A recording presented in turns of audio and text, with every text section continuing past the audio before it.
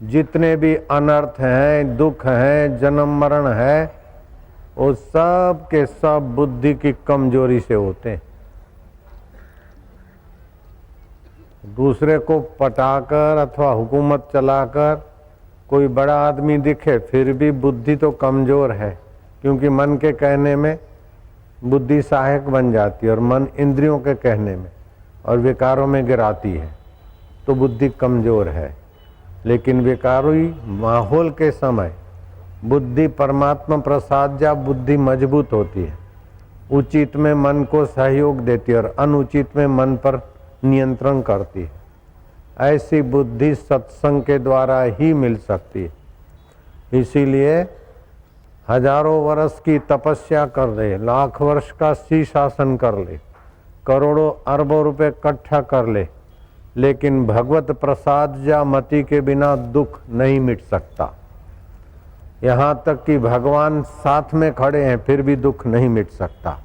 अर्जुन का दुख नहीं मिटा था, लेकिन भगवान ने कृपा करके अर्जुन को सत्संग दिया और अर्जुन ने सत्संग पचाकर भगवत प्रसाद जा मति बना ली।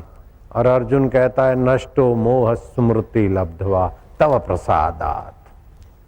सत्संग वो प्रसाद है जो भगवान के दर्शन के बाद भी उसकी आवश्यकता रहती है, आरंभ में भी उसकी आवश्यकता रहती है। भगवान शिवजी पार्वती को अगस्त ऋषि के आश्रम में ले जाते थे सत्संग के लिए, और भगवान राम सीता जी को वशिष्ठ जी के चरणों में, और वनवास के दिनों में सीता जी और लक्ष्मण जी को भरद्वाज जी के आश्रम में और सती अनुसुईया के आश्रम में सत्संग के लिए ले जाते थे। भगवत प्रसाद या बुद्धि सत्संग से बनती है। इसीलिए जो सत्संग करता है, सत्संग करवाता है, सत्संग करने कराने में साझीदार होता है, वो अपना और अपनी 7 पीढ़ियों का मंगल कर लेता है। और उस सत्संग को समझने के लिए और सत्संग में जाने के लिए जीवन में कोई न कोई सात्विक व्रत, जिसके जीवन में कोई व्रत नहीं, व्रत किसको बोलते हैं कि जो शास्त्र अनुरूप अनुकूल अपनी शारीरिक मानसिक आध्यात्मिक उन्नति से भरपूर कोई बात हो, उसको पूरा करने का ठान लेना, हर परिस्थिति में उसको पूरा करने का ठान लेने का नाम है व्रत। व्रतेन दीक्षा मापनोति, व्रत से जीवन में दृढ़ता आती। गांधी जी सफल हुए, उसके पीछे व्रत भी एक महान साधन है गांधी जी का। सोमवार को मौन व्रत रखते थे, नहीं बोलना है तो नहीं बोलना, चाहे वाइसरा हो, वाइसरा का बाप हो, चाहे कोई कार्यकर्ता हो, चाहे उसका ताऊ आ जाए, मौन तो मौन ही रखना। और मौन रखने से शक्ति का संचय होता है। रात्रि को हम कुछ नहीं करते तो दूसरे दिन करने की शक्ति भरकर उठते। दिन भर बहुत कुछ करते, शक्ति का ह्रास होता है। नींद में कुछ नहीं करते, शक्ति का संचय होता है।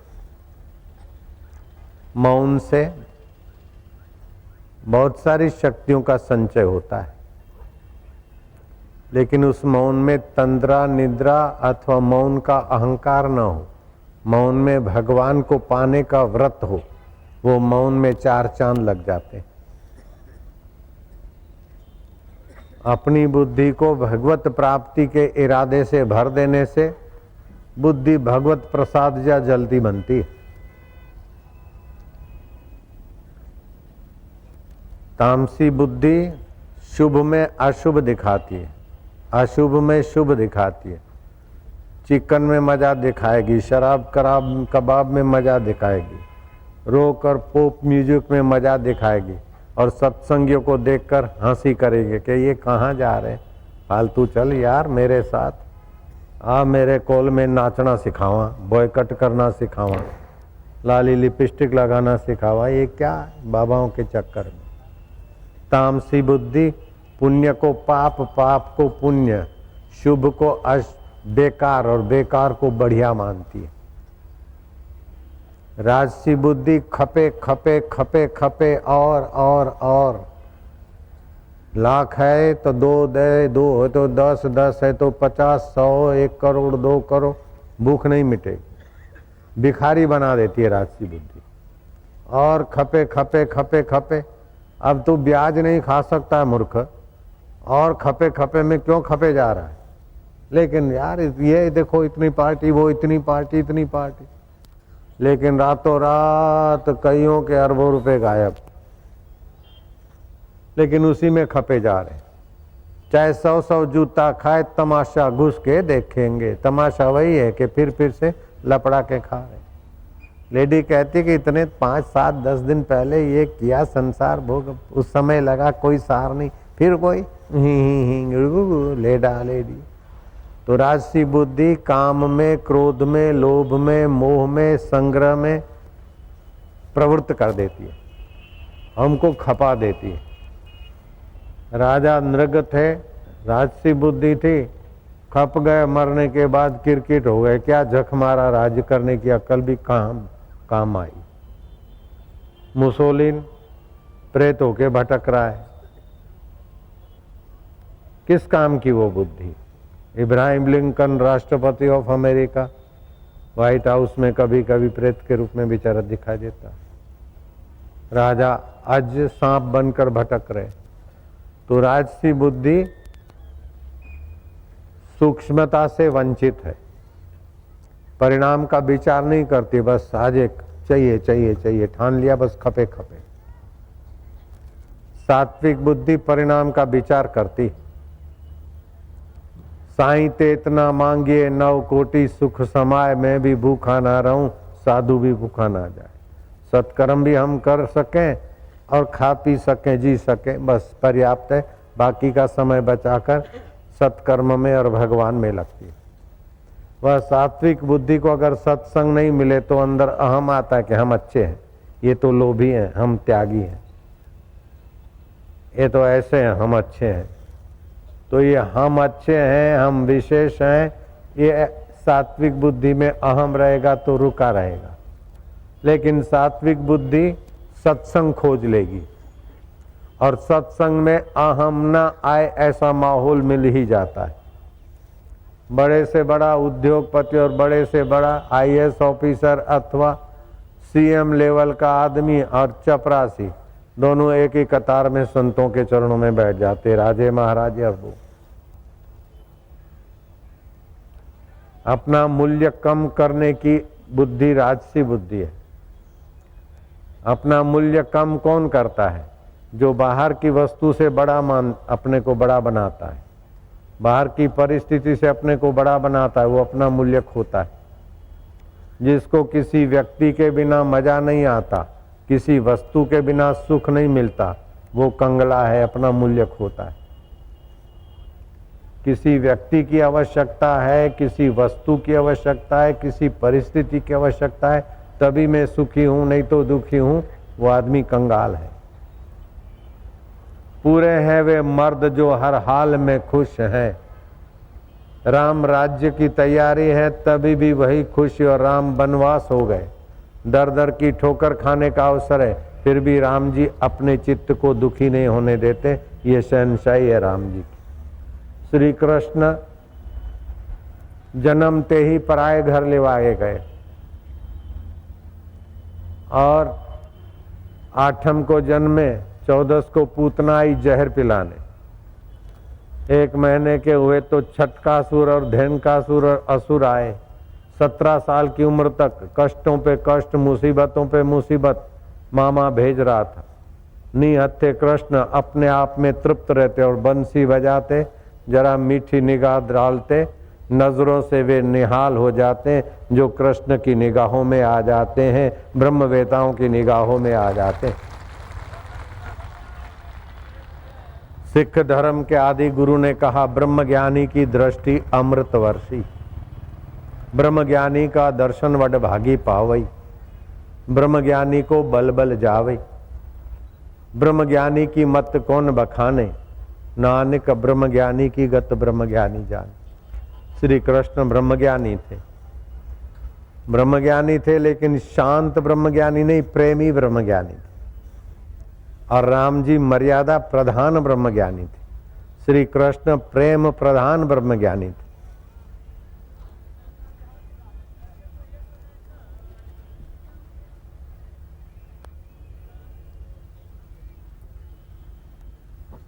और देवकी के नंदन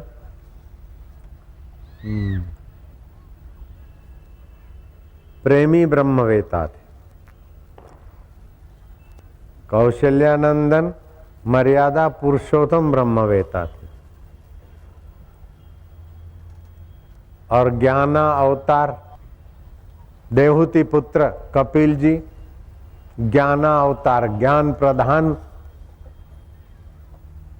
तत्व ज्ञान प्रधान ज्ञानी थे। और दत्तात्रेय जी के जीवन में तीनों एक साथ, अनुस्या सुपुत्र, अत्रि सुपुत्र, प्रेम भी है, ज्ञान भी है।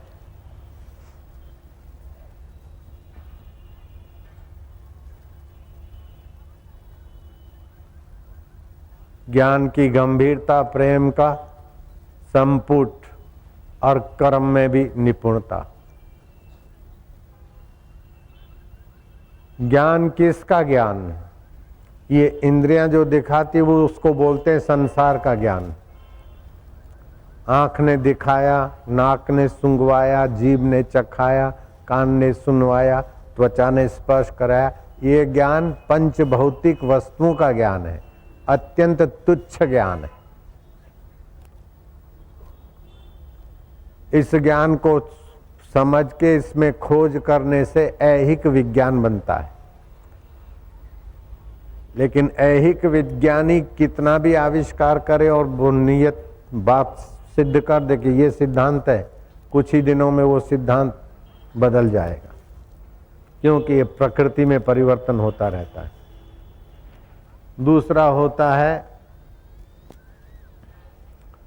आदि दैविक ज्ञान, अतल वितल तलातल रसातल पाताल भूत भूलोक भूअरलोक जनलोक तपलोक उस तक की खबर देने वाला आदि दैविक ज्ञान होता है।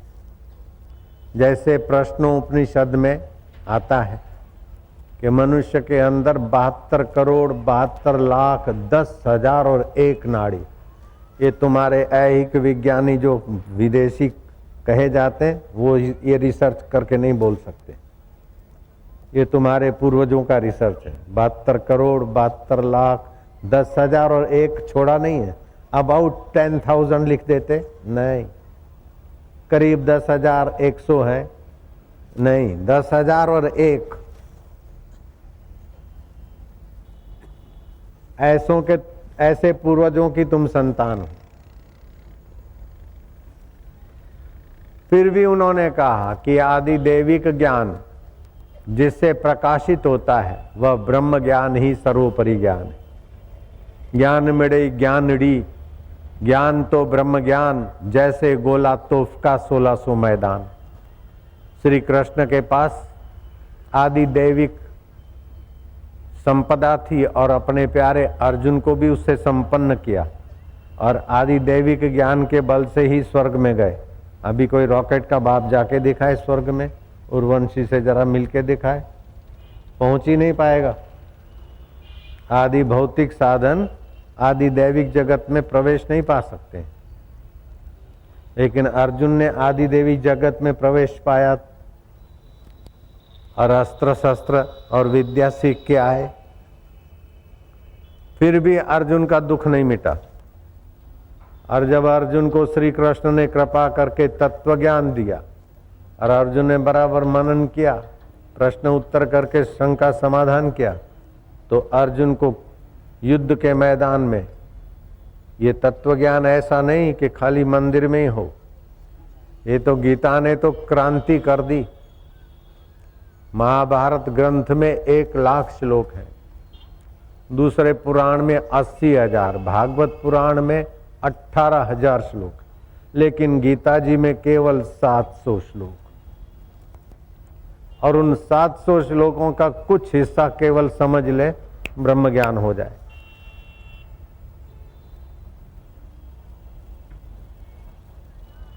आप भगवान राम नहीं हैं, मुझे पता है, और आप अर्जुन भी नहीं हैं, लेकिन जो राम जी को और अर्जुन को मिल रहा था वो आपको मिल रहा है, इसलिए आप बहुत भाग्यशाली। हरि ओम हरि ओम ओम ओम ओम। कई रूठ कर मौन में बैठी है। साधक को मंत्र मिलता है ना तो मौन हो जाता है, जपते जपते चुप हो जाता है। कई को भी मंत्र मिला था और वो बोलती नहीं, चुप है, उसको मौन रुचता है। मंत्र तो क्या मिला था, किसने दिया था? वशिष्ठ महाराज ने दिया था कि लीलाशाह बापू ने दिया था? नहीं, राजसी और तामसी मति से भरपूर मंत्रा ने मंत्र दिया था। मंत्र तो क्या, कुमंत्र दिया था। राम राज्य की बात सुनकर मथुरा ने कई से मुलाकात की और कई बड़ी खुश थी कि मेरा ज्येष्ठ पुत्र राजा हो रहा है। कई और राम जी की खूब आपस में बनती थी। कई बहुत प्रसन्न थी। कई ने कहा, ले ये हार, आज मेरा बेटा राज्य अभिषेक करेगा। कि तुम्हारा बेटा? हाँ, कि राम मेरा बेटा है ना।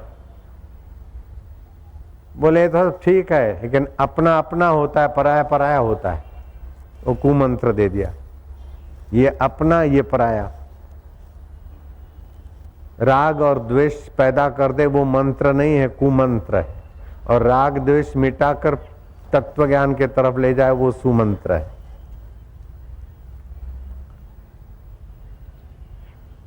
कई को ऐसा कुमंत्र दिया कि धीरे धीरे बुद्धि बदली और कई ने दशरथ को मजबूर किया कि राम तो जाए वनवास और भरत बैठे। यही हुआ इस कुमंत्र से।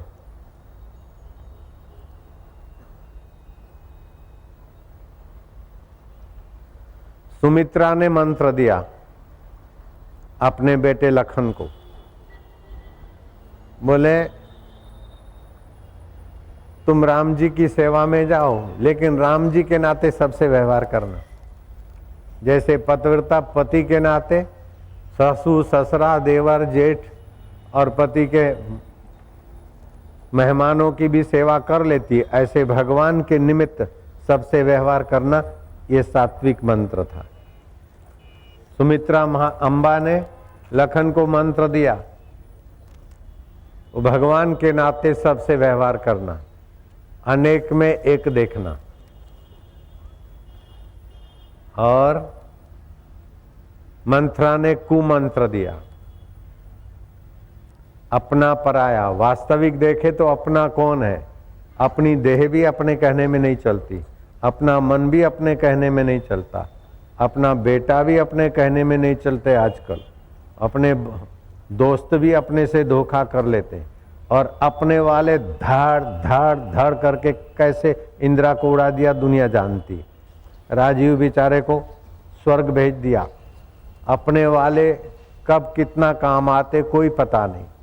और कई बार अपने पराये बन जाते, पराये अपने बन जाते।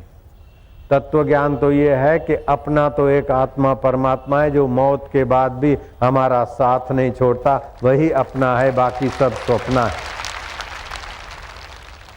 ये वास्तविक ज्ञान मंत्रा कहाँ से लाती? न वशिष्ठ जी के चरणों में गई, न कृष्ण जी के चरणों में गई, न लीलाशाह बापू के चरणों में गई, न आसाराम बापू के कथा में आई। अब करे तो क्या करे बेचारी। राम जी का तो दर्शन कर रही है, लेकिन सत्संग के अभाव में निंदनीय मंत्रा हो गई। क्या ख्याल है? इसीलिए मैं कहता हूं कि आप लोग बहुत फायदे में हैं। आप जी को श्री कृष्ण का, राम जी का दर्शन नहीं होता, लेकिन राम जी और कृष्ण जी जो अपने प्यारों को देते हैं। कृष्ण जी अर्जुन को देते हैं और राम जी हनुमान जी को देते हैं। वो खजाना आपको हंसते खेलते मिल रहा है।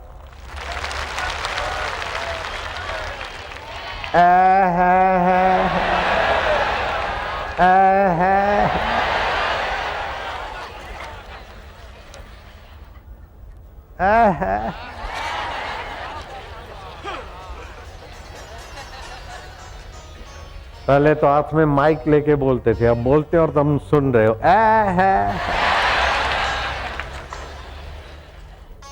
हाँ, ऐसा ही है। इलेक्ट्रॉनिक सिस्टम की तरक्की और क्या है। नारायण नारायण नारायण।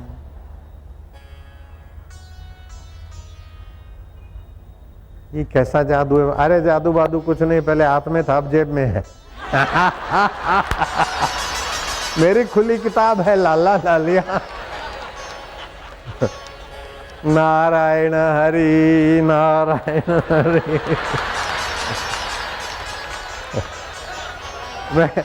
मुझे कोई बोले बाबा जी लो ये छुपा के रखना, ये असंभव है। कोई बात छुपाने को कोई कहे तो मेरे से नहीं छुपती।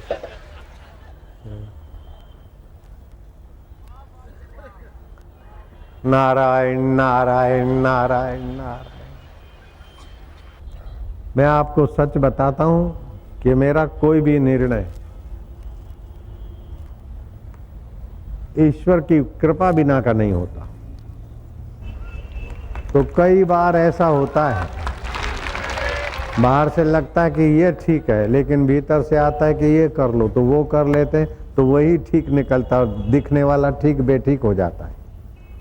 तामसी बुद्धि को बेठीक ठीक लगता है, लेकिन भगवत प्रसाद जा बुद्धि को जो ठीक होता है वही ठीक होता है। बाबा बेटी की शादी नहीं होती, होते ऐसे। मैं क्या जल्दबाजी मत करो। बेटी को मैं मंत्र दूंगा, अगर टूटने वाली होगी या वो हरामी होगा या कुछ होगा तो उधर होगी नहीं, और जहाँ होगी वहाँ बिल्कुल टनाटन होगी।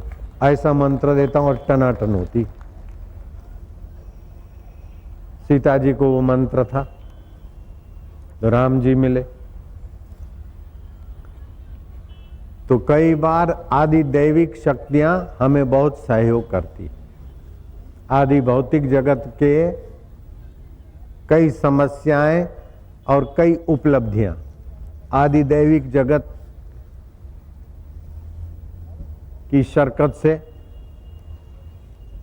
प्रतिकूलताएं दब जाती है, अनुकूलताएं उभर आती है।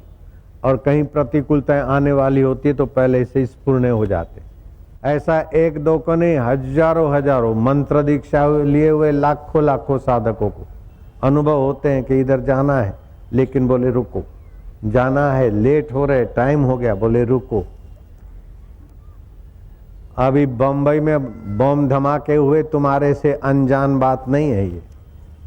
मेरे को सुरेश ने बताया कि फलाने फलाने परिवार वालों की शादी थी ताजमहल में, नाम सुना होगा अभी तो धमाकों के कारण हैं। और वो बेटों ने कहा माँ शादी का टाइम हो गया, जल्दी चलो। माँ ने दीक्षा ले रखी थी, बोले चलते हैं चलते हैं चलते हैं। ऐसा करते करते चलते चलते चलते करते माँ को तो पता भी नहीं था कि बम धमाके वाले अभी घुसे हैं, आतंकवादी घुसे हैं, माँ को पता नहीं था। लेकिन माँ की माँ और बाप का बाप जो अंतरात्मा है वो तो सब जानता है। माँ ने लेट करी, फिर बेटा और दो बेटे और परिवार वाले ताजमहल में जा ही रहे थे, तो वहाँ से समाचार आया कि वहाँ तो वह धा धा धा हो रहा है, और जो पहले गए वो सारे कैद हो गए। तुम कैसे बच गए? बोले हमारी माँ ने रोक दिया, बापू का मंत्र दीक्षा लिया है।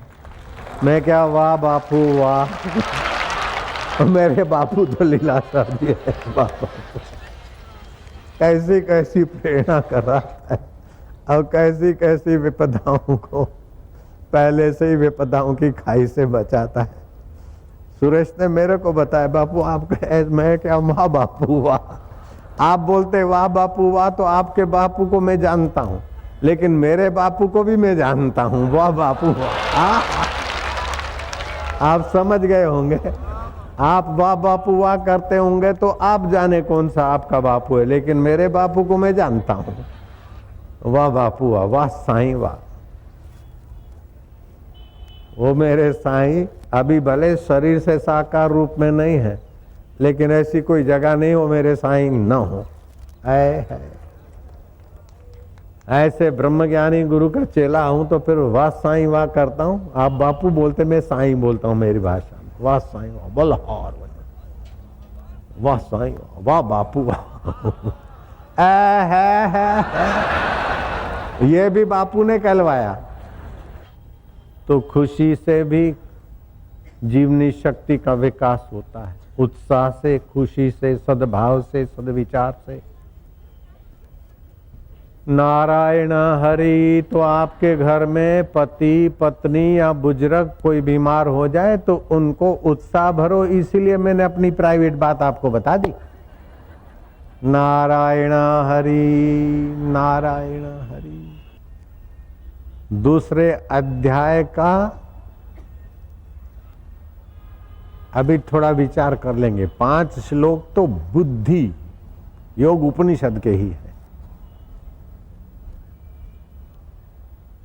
इसमें कर्म कौशल्य, कर्म तो सभी करते, कर्म के बिना कोई रह नहीं सकेगा, लेकिन कर्म ऐसे करो कि तुमको बांधे नहीं। उन कर्मों के द्वारा तुम विश्वनीयता परमात्मा को पालो। तुमको कोई कर्म बांधे नहीं, कोई दुख बांधे नहीं, कोई सुख बांधे नहीं, कोई चिंता बांधे नहीं। अरे मृत्यु का बाप भी तुम्हें बांध न सके, कर्म की कौशलता ऐसी बताते गीता का। उसको आज ध्यान से समझ लेना, सुन लेना। तब तक क्या करोगे? सीधे बैठे रहो, श्वास अंदर आता है उसको देखो, बाहर आता है उसको गिनो। एक भी श्वास तुम्हारी गिनती के बिना ना जाए। अगर गिनती के बिना जाता है तो फिर से 1-2 कराओ मन को, तो मन की चंचलता नियंत्रित करने में तुम सफल हो जाओगे।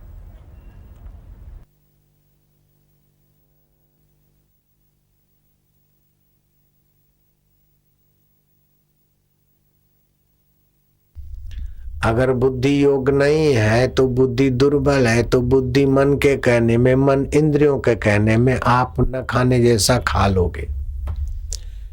न भोगने की तिथि में भी पति पत्नी के शरीर का भोग करके अपने को अकाल मृत्यु में डाल दोगे। न जाने की जगह पर भी जाकर समय बर्बाद कर लोगे। न सोचने के विचारों में भी सोच सोच के खोपड़ी खराब कर दोगे। आज विश्व मानव की ऐसी दुर्दशा है। बहुत दुखी है विश्व मानव बेचारा। अगर गीता की शरण आ जाए तो दुख मिट जाते। जितना फास्ट संसारी चीजों से सुखी होने की कोशिश करते हैं, उतने ही वे अशांत और दुखी पाए जाएंगे। बिल्कुल पक्का गणित है। हमारे बाप दादा और परदादाओं के पास इतनी सुविधाएं नहीं थी, फिर भी लंबी आयुष्य के धनी थे और स्वस्थ रहते थे। एक राजा ने नगर के अच्छे बूढ़े बुजुर्गों की सभा योजना की और उनसे पूछा, बोलो बताओ मेरा राज्य कैसा है? मेरे पिता के राज्य में और मेरे राज्य में क्या फर्क है? और मेरे दादाजी का राज्य था, हम कई पीढ़ियों से इसी राज्य के राजा होते आए। तब कौन कहे सच्ची बात, किसकी हिम्मत चले? जल्दी वर्दी से खुशामद करके वाह लूटने वाले बेईमान लोग उस समय कम थे, लेकिन राजा को सच्ची बात कहेंगे तो फिर मुसीबत करेगा, इसलिए चुप। एक बूढ़ा उठा, उसने कहा, राजन आपका राज्य बुरा है ये तो मैं नहीं कह सकता, लेकिन आपके दादाजी का राज्य मैंने देखा है। देखो बोलने की कला, बुद्धि योग कैसा है। आपके पिताश्री का राज्य भी मैंने देखा है और आपके राज्य में तो हम जी रहे राजन। भगवान आपका हौसला और यश बढ़ाए। पहले उसको हाथ घुमा दिया ताकि सच्ची बात सुन सके। बोले मैं जंगल में था, डकैत आए थे और एक युवती अपने साथियों से बिछड़ गई थी और कैसे भी जान बचाकर किसी गिरी गुफा में छुप गई थी। उस सजी धजी दुल्हन को मैंने देखा और अपने घर ले आया और उससे पता वता पूछकर उसके अभिभावकों के हवाले कर दिया। मेरे बुद्धि में भगवत संतोष हुआ कि ये समाज के अनुरूप, धर्म के अनुरूप काम हुआ है। ईश्वर की कृपा से सेवा का अवसर मिला। आपके पिता का राज्य आया तो मेरे मन में होने लगा कि इस युक्ति के अभिभावक मुझे कुछ इनाम दे रहे थे और बढ़ा चढ़ा के ले लेता तो क्या घाटा था। ऐसा मेरा मन थोड़ा पहले की अपेक्षा बुद्धि योग से नीचे गिरा। बुद्धि कमजोर हुई और मन की चालबाजी मेरे में हावी हो गई। अब तो मैं इंद्रिय लोलुप हो गया हूं। मुझे लगता कि इतनी सजी धजी सुंदरी और अपने अभिभावकों से बिछड़ गई थी, उसके गहने गांठे भी मिलते, हीरे जवाहरात भी मिलते और ये सुंदरी भी मिल जाती, उसी को अपनी बना लेता। अभी मेरी बुद्धि ऐसी हो गई है। अब राजन, मैं आपको तो कुछ नहीं कह सकता हूं, लेकिन शास्त्र तो कहता है यथा राजा तथा प्रजा। राजा को सारी गालियां सुना दी जयराम जी की, अपने सिर पर लिया नहीं। तो आदमी ऊंचाई से नीचे कैसे गिरता है कि कर्म बुद्धि योग, स्वार्थ रहित कर्म करना ये बुद्धि योग है और स्वार्थ से कर्म बहुत तुच्छ है। और फिर बेईमानी वाले कर्म तो कर्ता को ले डूबते। तो देखने, सूंघने, चखने और स्पर्श, सेक्स आदि या काम विकार, इसके पीछे मन लगा और मन ने बुद्धि को उसी में लगाया तो आदमी तुच्छता के तरफ जाता है, नीच योनियों में जाएगा। भगवान ने कृपा करके 16वें अध्याय में ऐसे लोगों पर बड़ी रहमत किया है कि नरा, अधमा, आसुरम योनि मूढ़ता को प्राप्त होते हैं, वृक्ष हो जाते हैं, नीच योनियों में दुख भोगते हैं। अगर आपको सत्संग है और जीवन में व्रत और नियम है तो आपकी बुद्धि पुष्ट होती है। बुद्धि को पुष्ट करने के लिए एक सुंदर उपाय है। पलाश के पत्ते, बीले के पत्ते और मिश्री, घी मिश्रित करके उसका हवन करें और उसमें प्राणायाम करके भगवत नाम जपें तो बुद्धि में बल आ जाएगा, स्मृति शक्ति बढ़ेगी। जितने भी दुख हैं बुद्धि की कमजोरी से, जितने भी जन्म मरण है बुद्धि की कमजोरी से।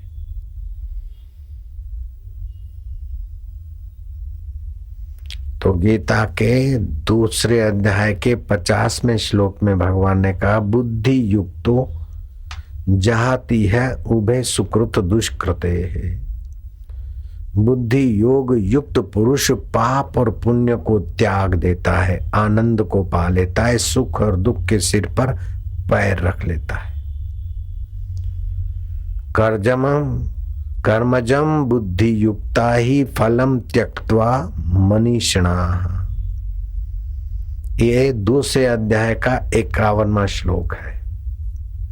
समबुद्धि युक्त ज्ञानी जन कर्म फल का त्याग कर देते हैं। कर्म के फल का त्याग करने से उन्हें नैष्कर्म्य सिद्धि, परमात्मा रस, परमात्मा सुख और परमात्मा सामर्थ्य आता है।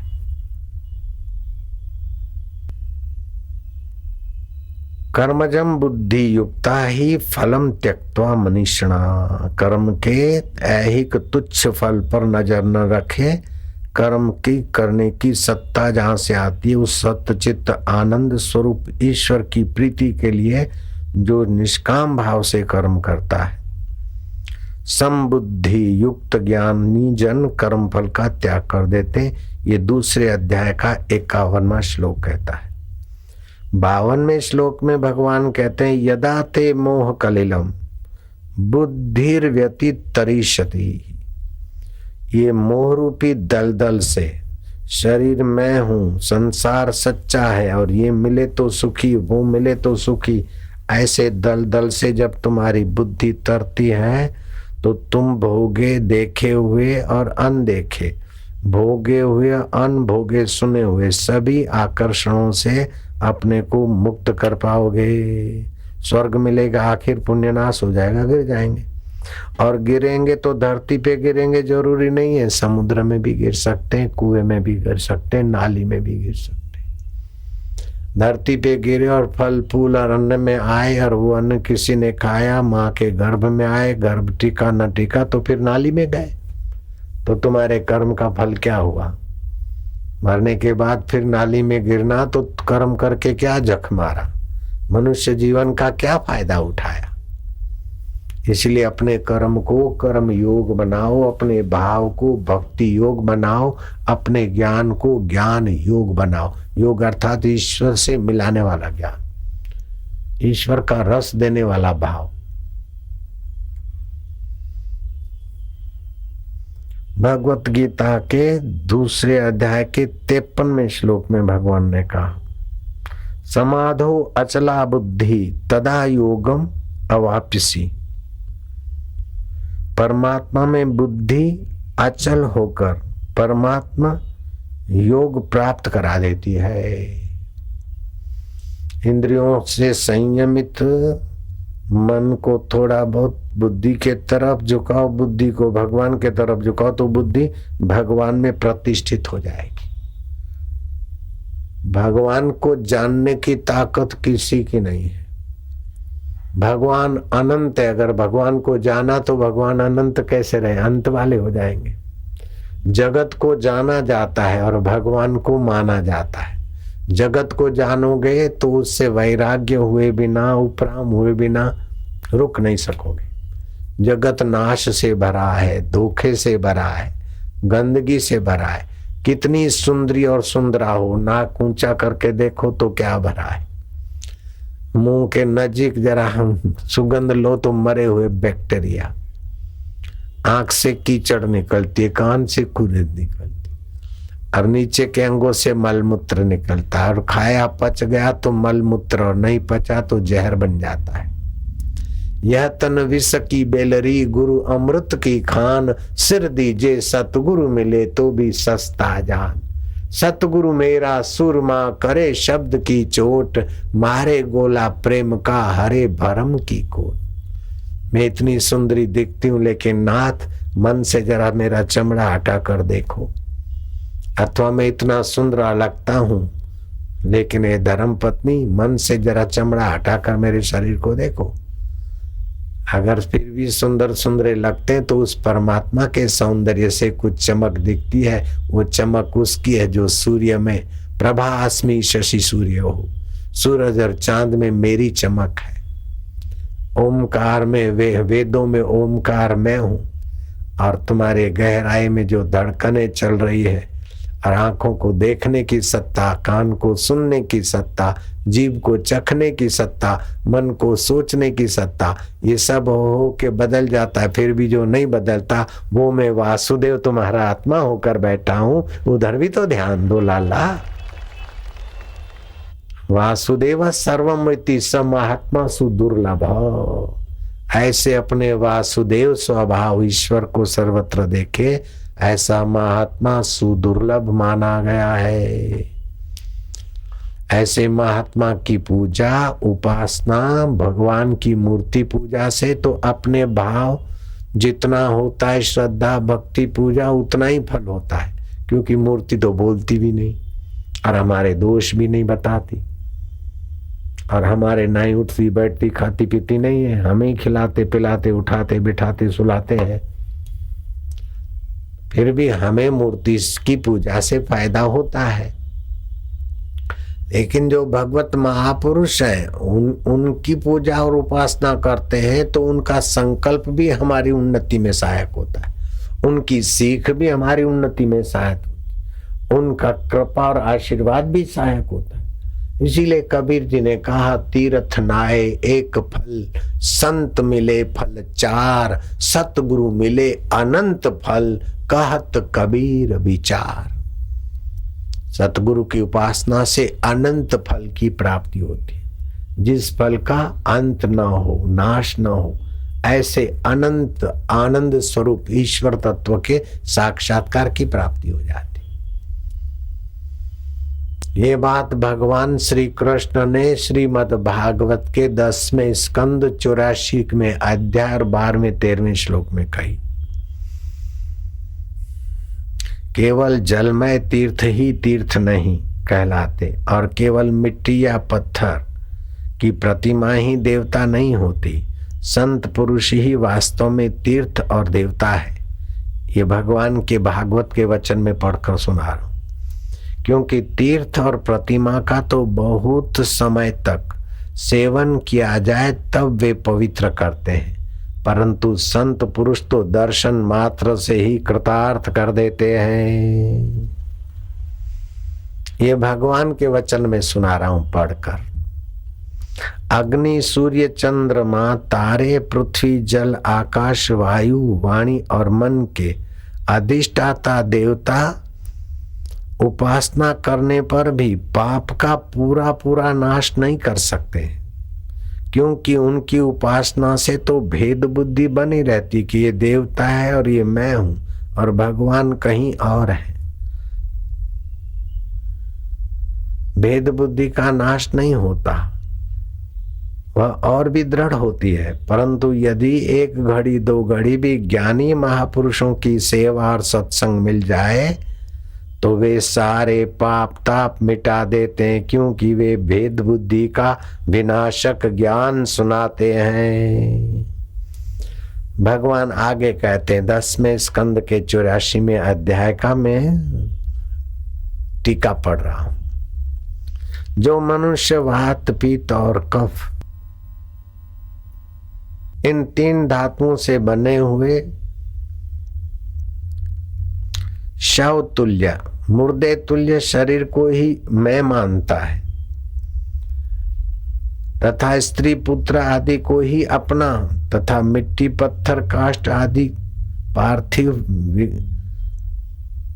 विकारों को ही इष्ट देव मानता है तथा जो केवल जल को ही तीर्थ मान समझता है, ज्ञानी महापुरुषों का संग नहीं करता, सत्संग नहीं करता, वह मनुष्य होने पर भी पशुओं में भी नीच पशु गोखर गधा है। 10वां स्कंद 84वां अध्याय 11वां 12वां और 13वां श्लोक की व्याख्या मैंने सुनाई आपको। तो आप सचमुच में बड़भागी हैं कि आपको भगवान कृष्ण की बुद्धि योग बढ़ाने की कथा सत्संग मिलता है। जो अर्जुन को युद्ध के मैदान में मिला था वो हमको इस मैदान में सुनने समझने को मिल रहा है। तो बुद्धि योग बढ़ाने के लिए अपने जीवन में व्रत कोई न कोई नियम ठान ले, और नियम में फिर 10 बातें और मिला दे तो नियम में व्रत में 4 चांद लग जाते हैं। और वो 10 बातें मिलाने से 5 शक्तियां लहराने लगती। जिन्होंने मंत्र दीक्षा लिया है उनको 33 प्रकार के फायदे होते हैं। ऑपरेशन, बीमारियां, अशांतियां, झगड़े आदि कई कम हो जाते।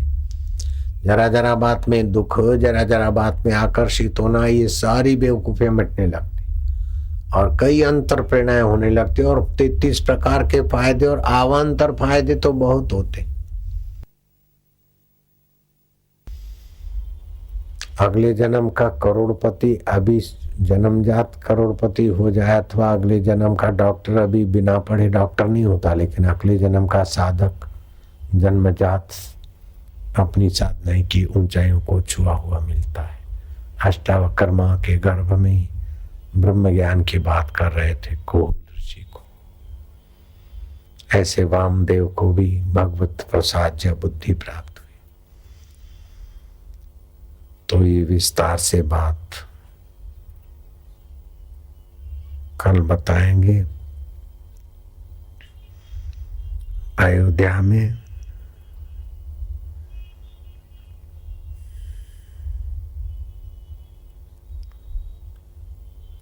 एक घोड़ी थी और उसके जीवन में भी कैसी सूझबूझ। घोड़ी वहां कनक भवन से जाना नहीं चाहती थी और बुढ़िया हो गई, अधिकारियों ने भेजना चाहा। घोड़ी ने चारा और पानी छोड़ दिया, फिर भी आदेश है तो भेज दिया। बिल्टी निकलवाई, घोड़ी को बांध बूंद के पशु वाहक डब्बे में बिठा दिया गया। लेकिन घोड़ी के संकल्प ने क्या करा कि वो टीटी के पास बिल्टी है फलानी जगह घोड़ी ले जाने की, लेकिन कैसी व्यवस्था होगी कि वो डब्बा जोड़ना ही भूल गए और घोड़ी फिर कनक भवन में बुलाई गई। तब लोग दंग रह गए कि घोड़ी का संकल्प भी कैसी ईश्वरीय लीला करवा लेता है। ये बात भी कल बताऊंगा। हिरण के शरीर में, कुत्ते के शरीर में, घोड़े के शरीर में भी की हुई साधना फलती। तो मनुष्य शरीर की साधना अगर बुद्धि योग कर ले और इसी जन्म में काम बना ले तो भी हो सकता है। अधूरा रह गया तभी भी किसी गलती से, किसी पाप से, किसी हल्के चिंतन से हल्की योनि में गए तभी भी साधुताई का और संकल्प बल का प्रभाव इन घटनाओं से प्रत्यक्ष होता है। तो जितना हो सके छोटी छोटी बातों में अपने आदत बुरी ना होने दो और अपनी आदत को भगवत प्रसाद जामती के बल से ऊंची आदत डालो। भगवत सुमरण की, सुख दुख में सम रहने की, सेवा की। ये घटना है, कुत्ते की घटना है करहा गांव ग्वालियर के पास में। वहां प्रसिद्ध महाराज थे श्री बाबा जी। उनके पास एक कुत्ता था, कटी पूंछ थी, पूंछ कटी थी। तो उस बांगा भगत बोलते महाराज, और महाराज के पास कोई भगत दूध और रोटियां लाता। महाराज रोटी खुद खाते और दूध बांगा भगत को पिला देते, कटी पूछ कुत्ते को। ऐसा कई महीनों तक चला। दूध लाने वाला आखिर बोल पड़ा कि महाराज मैं इस कुत्ते के लिए दूध नहीं लाता हूं, आप पियो। अरे बोले कोई बात नहीं, ये भी कोई साधारण नहीं है। बांगा भगत पिया तो क्या है, हम ही ने पिया। बोले दूसरे साधुओं को दे दो। वो बांगा भगत कुत्ता था, सुन रहा था। दूसरे दिन वो लाया दूध और महाराज जी ने, श्री बाबा जी ने अपनी रोटियां रख ली, जिस किसी मिर्च मसाले से खा लेते थे। बांगा भगत के सामने दूध रखा तो बांगा भगत उठ के चला गया। पीछे पीछे घूमे, बांगा भगत ने नहीं पिया दूध। नहीं पिया तो नहीं पिया। 1 दिन, 2 दिन, 3 दिन, 4 दिन हुए। दूध लाने वाले के घर में अशांति हो गई और एक भैंस मर गई। फिर 2-4 दिन हुए, दूसरी भैंस मर गई और घर में उपद्रव होने लगे। वो किसान आया, हाथ जोड़ किया कि बाबा मैं दूध लाता था और मैंने एक कटी पूंछ वाले कुत्ते बांगा भगत के आगे बोला कि इसको क्यों देते हो। वो रूठ गया, तब से मेरा भाग्य रूठ गया है। मेरा कुटुंब में बड़े उपद्रव होने लगे, मानो किसी संत को सताया हो और कुदरत का कोप हुआ हो। ऐसा ही तुम्हारे बांगा भगत का थोड़ा सा मैंने अवहेलना की, मैं बहुत दुखी हूं। श्री बाबा जी ने कहा भाई अब मैं क्या करूं, तो बांगा भगत का अपराधी तू उन्हीं से क्षमा मांग। दूसरे दिन दूध लाया और बांगा भगत के सामने हाथ जोड़े कि भगत राज मेरी अवगुण को न देखो, आप भगवान के भक्त मैंने अपनी नासमझी से आपका अपमान किया, आप कृपा करो, मेरे घर में उपद्रव हो गए, झगड़ा, अशांति और कुछ अच्छा नहीं लगता। एक भैंस मरी बांगा भगत, दूसरी मरी, मैं ऐसे मारा जाऊंगा। आखिर में संतों का दास हूं बांगा भगत, संतों की आपकी आशीर्वाद चाहता हूं। बांगा भगत ने आंख उठा के देखा, सकुर सकुर दूध पीने लगे। तब से उस कुटुंब में फिर खुशहाली छाने लगी। ये घटित घटना है करहा गांव की, ग्वालियर के पास। दिन बीते, रात बीती, समय बीता, बांगा भगत श्री बाबा जी के पास आया, कटी पूंछ हिलाकर प्रेम पूर्वक मानो अब विदाई चाहता और धरती पे लोथने लगा। सुबह शाम दंडवत प्रणाम भी करता था बाबा को आकर। बांगा भगत, बांगा भगत मना कुत्ता, करहा गांव का, ग्वालियर के पास वाला। अभी उसकी समाधि है उस कुत्ते की।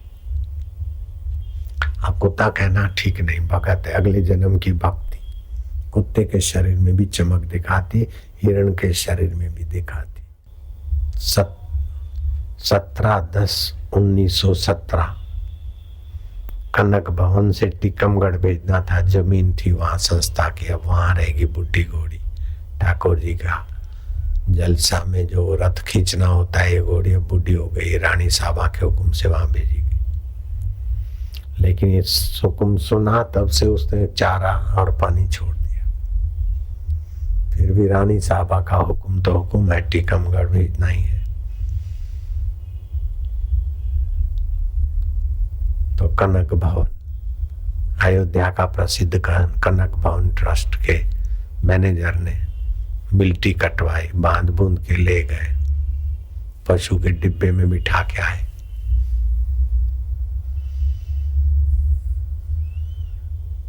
टिकमगढ़ जाएगी घोड़ी।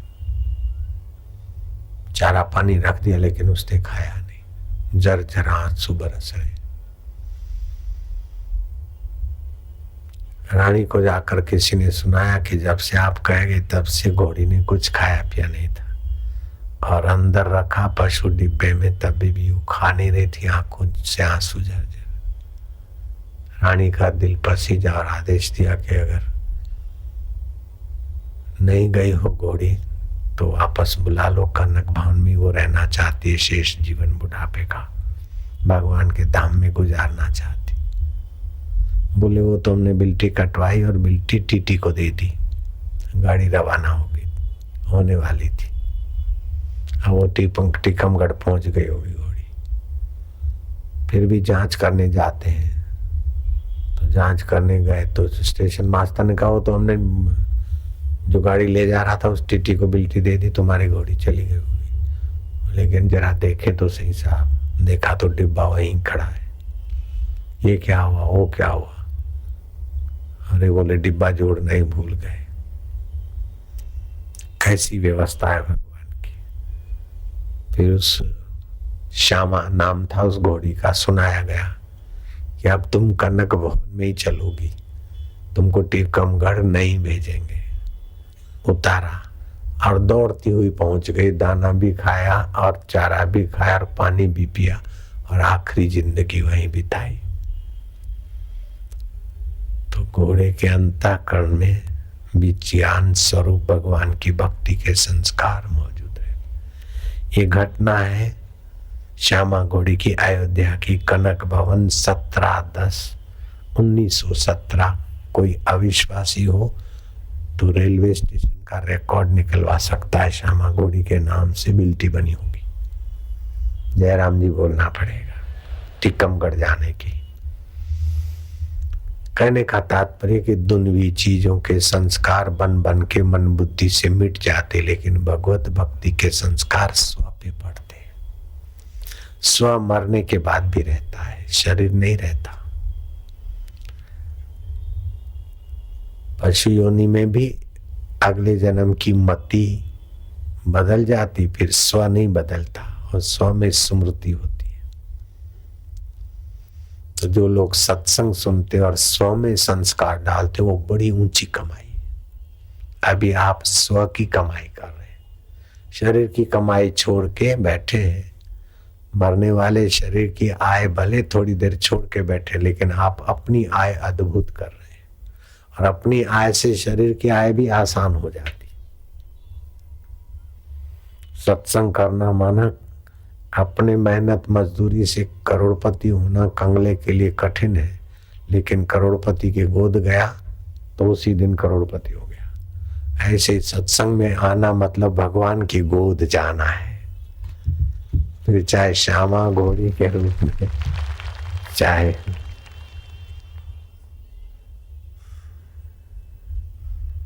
बांगा भगत के रूप में, अथवा हिरण के रूप में कहीं कुमति के कारण पतन हो जाए, फिर भी भगवान की भक्ति वहां रक्षा करती। नीच योनि में भी भगवान की भक्ति रक्षा करती। भरत एकादशी के दिन चारा नहीं चुभते थे, पत्ती नहीं खाते थे। और वो हिरण का शरीर शांत हुआ, फिर दूसरा ब्राह्मण के घर जन्म हुआ और अगले जन्म की साधना प्रकट हुई। रहुगण राजा को ब्रह्म ज्ञान का उपदेश दिया, राजा उनका शिष्य हो गया। तब भरत ने कहा, अहम पूर्वा भरत नाम हो राजा, तेरे पास तो एक रियासत है और तू रहुगण राजा शांति पाने के लिए संतों के पास जा रहा है। लेकिन बेटे, अगले जन्म में तो ही हिरण था और मैंने तेरे को चारा खिलाया, तेरे को याद करते करते मरा तो मैं हिरण बना था। अब मैं महात्मा भरत बनाऊं और तू रहुगण राजा बनाए। उपदेश दिया, रहुगण राजा को भगवान का साक्षात्कार करा दिया। किसने? भूतपूर्व हिरण ने। भूतपूर्व हिरण कौन था? भूतपूर्व राजा भरत, अजनाब खंड का सम्राट भरत, जिससे इस देश का नाम भारत पड़ा। ऋषभदेव का सपूत, जैन धर्म के तीर्थंकर, प्रथम तीर्थंकर ऋषभदेव, उसका सपूत भरत। नन्हा सा हिरण में प्रेम हो गया था, मरते समय हिरण का चिंतन हुआ, भक्ति भी करते थे। हिरण के चिंतन से हिरण बने, लेकिन भक्ति के प्रभाव से याद रहा कि मैंने गलत चिंतन किया। गलत तो शरीर मिला, लेकिन भक्ति गलत शरीर में भी रक्षा करती रही। बांगा भगत कुत्ते के शरीर में आ गया। कुत्ता बांगा था, पूंछ कटी थी। महाराज ने नाम रख दिया श्री बाबा जी ने। आज भी ग्वालियर के पास करहा गांव में उस बांगा भगत की समाधि, कुत्ते की समाधि। भगवान का चिंतन व्यर्थ नहीं जाता है, भगवत जनों का दर्शन सत्संग व्यर्थ नहीं जाता। भगवान की प्रसन्नता के लिए और भगवान की प्राप्ति के लिए किए हुए सत्कर्म स्वार्थ कर्म से कई गुना, अनंत गुना हितकारी होते।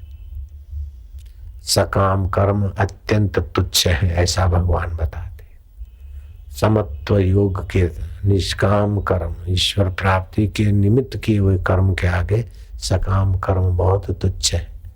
तुच्छ फल, तुच्छ वस्तु देकर भोक्ता को फंसा देते। सकाम कर्म, निष्काम कर्म कर्म योगी बना देते, भक्ति योगी बना देते, ज्ञान योगी बना देते। इसीलिए जो लोग सेवा खोज लेते वे बड़े भाग्यशाली। चाहे ऋषि प्रसाद के सेवक हो, लोक कल्याण के हो, सत्संग के हो, कोई भी हो, जो भगवत मार्ग की सेवा खोज लेते हैं वो बहुत फायदे में।